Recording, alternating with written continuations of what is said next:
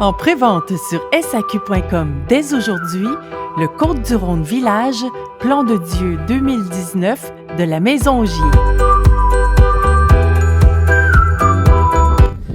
Bonjour et bienvenue sur le Plan de Dieu. Je vais vous parler du Plan de Dieu Augier. Le Plan de Dieu, c'est déjà un nom assez singulier. Nous y sommes, nous y voilà. Regardez derrière moi, tout autour de moi. Le nom du Plan de Dieu vient en fait du Moyen-Âge. À l'époque, on était dans une zone qui était couverte de bois, ces bois de chêne vert que vous voyez au loin derrière moi. Et il fallait en remettre son âme à Dieu pour traverser cette région sans se faire détrousser par les bandits.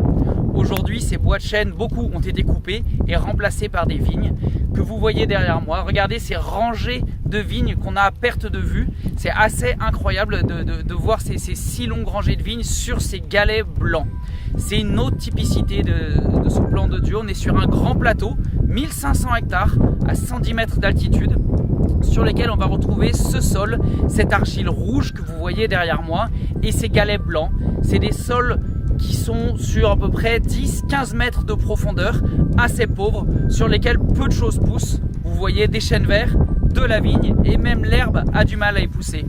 Pour ceux qui sont assez doués et qui savent faire, on va même y trouver quelques truffes en bordure des chênes vers les vignes. Et c'est aussi l'endroit où on va produire des vins.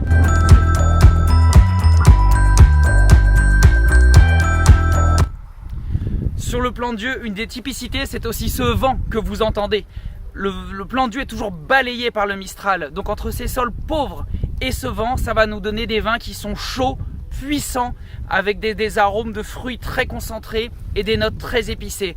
On le retrouve bien dans notre Plan de Dieu Augier avec cette étiquette rouge là qui attrape l'œil, qu'on voit très bien et qui est bien reconnaissable.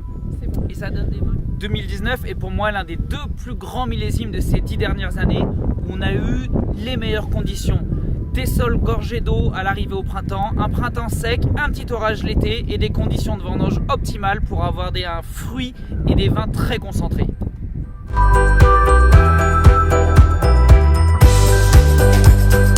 Ça donne des vins qui sont vraiment faits pour accompagner des plats assez riches. On peut imaginer du gibier, pourquoi pas du caribou, ou avec une petite sauce aux champignons, ou pour les gens qui aiment moins la viande, des plats asiatiques avec des sauces assez épicées et relevées avec du soja. C'est vraiment des choses qui fonctionnent très bien avec ce Plan de Dieu.